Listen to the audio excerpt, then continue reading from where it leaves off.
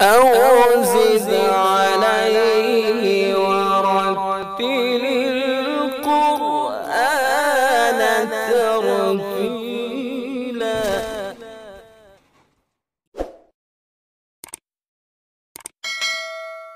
أنعمت عليهم غير المغضوب عليهم ولا الضالين.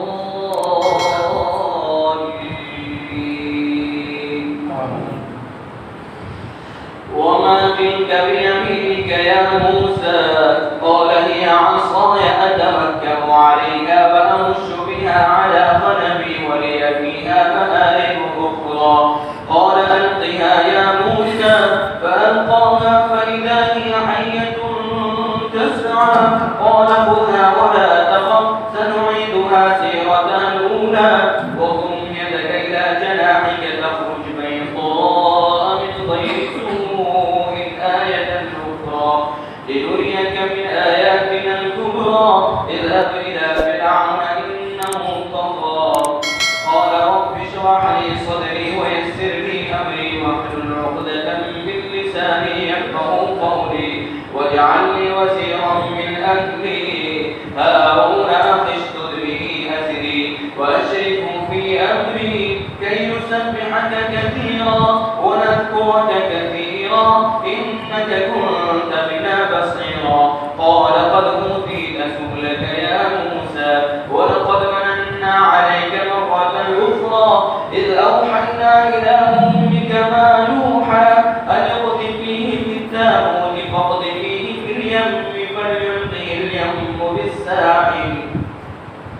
فليلقه اليم بالساحل يأخذه عدو لي وعدو له وألقيت عليك محبة مني ولتصنع على عيني إذ تمشي أختك فتقول هل أدلكم على من يكفله فرجعناك إلى أمك كي تقر عينها ولا تحزن وقتلت نفسا فنجيناك من الغم وفتناك فتونا فلبثت سنين في أهل مدين ثم جئت على قدر يا موسى واصطنعتك لنفسي اذهب أنت وأخوك بآياتي ولا تنيا في ذكري اذهبا إلى فرعون إنه طغى.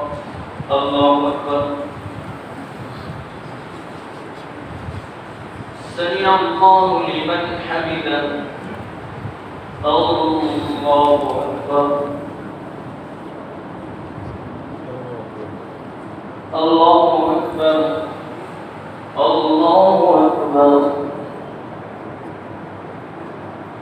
الله أكبر. الحمد لله رب العالمين الرحمن الرحيم مالك يوم الدين إياك نعبد وإياك نستعين اهدنا الصراط المستقيم صراط الذين أنعمت عليهم غير المغضوب عليهم ولا الضالين.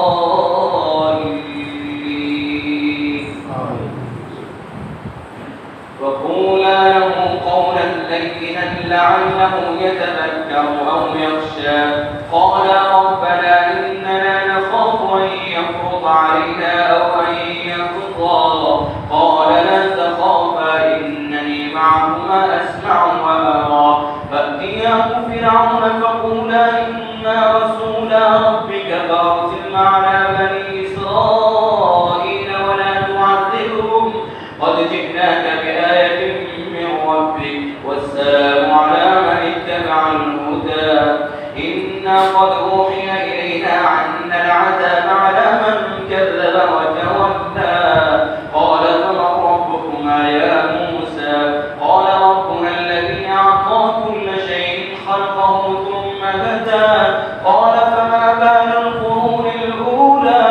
قال علمها عند ربي في كتاب لا يضل ربي ولا ينسى. الذي جعل لكم الأرض مهدا وسلك لكم فيها سبلا وأنزل من السماء